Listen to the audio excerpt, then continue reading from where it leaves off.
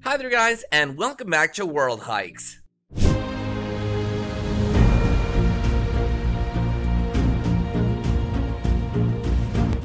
Norway is among the most beautiful European countries in the world, and one place that's particularly special among them are the Lofoten Islands. This video is going to be a guide to Reinebringen and the Lofoten Islands. Number 5. Overview of the islands. Wow, what a view. One of the first things you need to know about these places is that Reinebringen is located in Norway and is considered to be among the most remote places in the world. The name Reinebringen has been given to a mountain, but there are plenty of those in Norway, so why should we care about this one, you may ask? Well, if you manage to reach the top of the mountain, the entire administrative center of Rhine will be visible to you. Not only that, you'll also get to see some spectacular sunrises and sunsets if you time your journey just right. This is all located in the area of the Lofoten Islands, which we're also going to be talking about. This island has many noteworthy things about it, starting with the fact that relative to its surrounding areas, it doesn't get that cold. The temperatures still drop down into the negatives, but aren't nearly as harsh as the surrounding areas. Number 4. Getting prepared and getting there. You will have to walk between half a kilometer to 1 kilometer to the trailhead, but there's no reason to worry about that. Regarding the topic of getting to the Lofoten Island and Reinebringen itself, while the area might be scarcely populated and extremely remote, getting there is not a problem. If you want to get started on the journey as soon as you reach Rhine, you'll be glad to know that there are signs posted all over that will guide you where you need to begin your journey. You'll know that you've reached the start of the hike to the top of Reinebringen when you come upon some white steps. These steps will take a long time to conquer, but towards the end, you'll find yourself perfectly suited to the rough terrain. Yes, the journey is just beginning.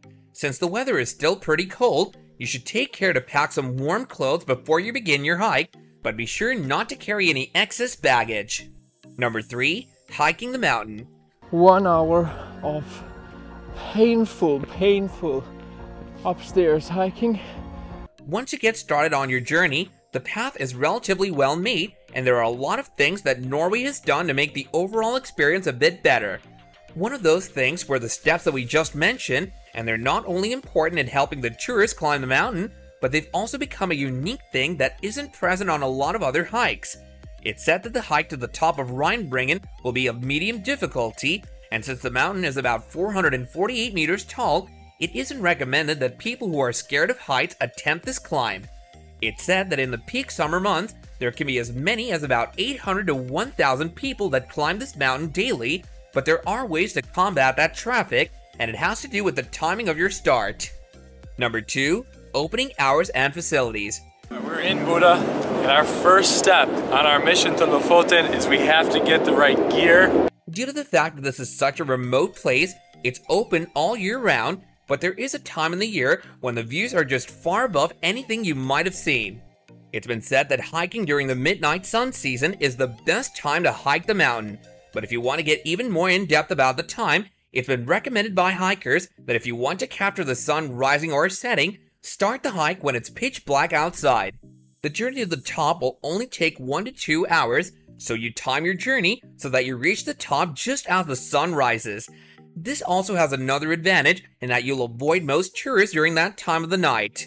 If you're concerned about parking spots, then don't be, because there are multiple areas allocated for parking cars. Some of them might be shut down due to traffic jams, but it's easy enough to locate the others. Number 1. The area around Reinebringen. And now that we're here, we're in the middle of it, the seagulls screeching overhead.